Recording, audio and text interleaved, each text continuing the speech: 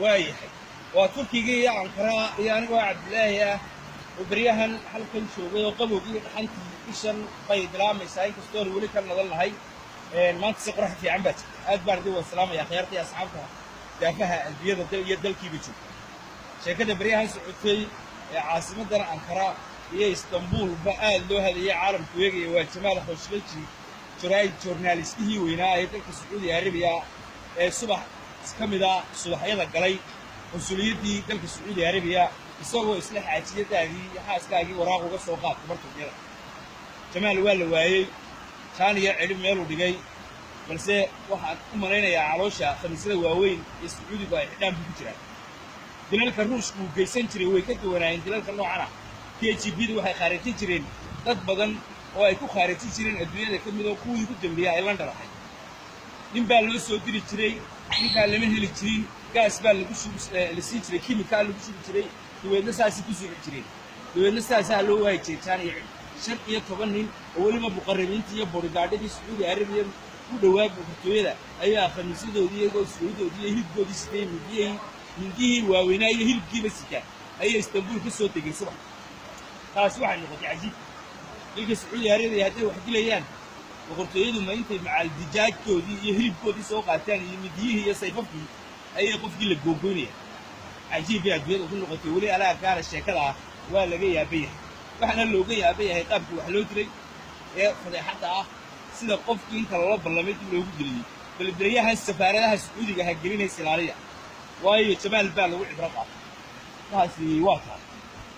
halkan dad badan baa imaada bariyahan oo imaada caafimaad dalkeena caafimaadkii waa laga dayrinaya in baa bariyahaasa jiraayid ku soo qoray dalka Japan ka soo baxa oo waliba jirnadaas ay ka hadlaysay da'da waaweyn ee Japanese-ka ah dhibanba waayay ee age-koodii dhaafay waayo dadkaas baysan bay galaan ama hawlgab 64 bay ku galaan Japan-ku way qayliyeen gaara waaweyn iyo xanaano badan baa kaga baxday dadkii waaweyn dabeedna waxay yiraahdeen dadkii 100 jir bay ku dhimanayaan 90 jir xanaano badan iyo qarash badan baa naga marka waxa caafimaadka iyo dawada iyo xanaanada iyo carinka waa wax adduunyadu ilaahay u baahan yahay in la istaweeyo sababtuna ay tahay malakuudka sabab laaga soo dhigay cimriga lagu barakeenayaa inuu qofku isdaweyn waa mid beeshti meel waxa ila tahay xaqayga aniga inuu marka dambe malakuudku inuu weydiin doono oran doono ee qof aan waqtigiisiiba waqtigii loogu talagalay inuu dhinto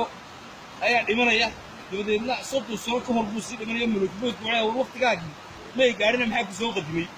Soomaalidu marka kale malakuudka su'aalaha ugu badan ay ku oranayaan waxa ka mid ah deewa khaldan baa la soo siiyay gaari accident-kii baan nagu dhacay laba reerood oo istilaya beelo oo aanay isku dilayo dhexdooda galay marka qofkii oo cimrigu dhiman lahaa 3 sano ka hor baa uu sii qadimay marka su'aalaha ugu badan ee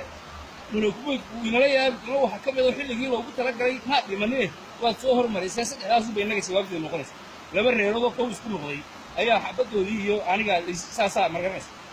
talabaadna deewa khaldan baa la siiyay dabadeedna anigoo dangii gubo qaba xarun kaliibni tiibiba kii tiibadii ugu qaba iyo accident baabuur ayna sharci wadooyin mid loo lahayn Japanese-kina waa la weydiin doonaayo waxay oran doonaan war idinku 3 sanadood ayaaba dheeraadeen maxaa ku habsantay dawo iyo biyo fiican iyo cid la xanaanaysa iyo dawooyin iyo meelaha 3 sanadood baa dib u dhacday waa tan laga qeynayo Turkiga ka mid ah dadku hore maxaa marka arrinta kama soo horjeedo oo yaan loo qaadan malakuudka laakiin bini'aadamku dawada iyo xanaanada iyo daryeelka waa wax u socdo marka kulay dadkeena iyo dalkeena waa nadaafad darrada iyo xumaanta halkan waxa ugu badan dadka yimaada waaweyn ugu badan waxa yimaada dadkii oo dhagaxaan ka buuxaan dadkii oo kursahayo safar dheer buu soo galayaa $20,000 baa ku baxaya xitaa way yaabaan dawooyinka islaan maalin dhaweyd ayaan daawadayaa waxaan sii raacay qof weyn oo dhakhtar u yimid oo bacda waasle waxay yiraahdeen dawooyinkaagii hore caadiyan dhakhtaradu waxay isweydiiyaan ay yiraahdaan qofka bal dawooyinkii hore aad isticmaalaysay noo keen bacda waabaan islaantii kaba qaaday dhakhtarkii baan ugu geeyay dhakhtarkii baan bal dawooyinkan aan soo eegin dhakhtarkii baan dawooy turjubaan baan ka ahaa dib uu noogu soo noqday wuxuu igu yiri su'aashii xagaa ka timaaday waan marka markiiba shaki bay galay way dawooyinkii aan islaanta ay soo qaadatay baan doonay inuu nooga sheekeeyo wuxuu yiri xagaa ka timaaday waxaan ku nimay geeski Afrika waxaan ku nimay Soomaaliland waxaan ku nimay halka dabeedna wuxuu yiri hayay dawooyin kana sidataan dawooyin ma ahe waa faarada iyo waxa la isku cadeeyay xagee lagu iibiyaa meesha ka timaadeen meel adduunyada iyo planet geesa adduunka ku nool ay aan sharci lahayn dawladdiin oo dawooyin ka egtaa jirin dawooyin kuma habu dawooyin caadiga ah imika dawooyin kuma naas oo cilin bacdi xashiiskan ku tahay islaantii baa qeybta hooyo dawooyinkaygii baraabadaan sitay hay soo celiya wuxuu yiri waxaan dawooyin ma hayn meesha ka timaadeen garanba mayne mar hadii dawooyinka lagu isticmaalo ilaahay haydin xariistay adigu waxa ka timaadeen intii joom isnaabo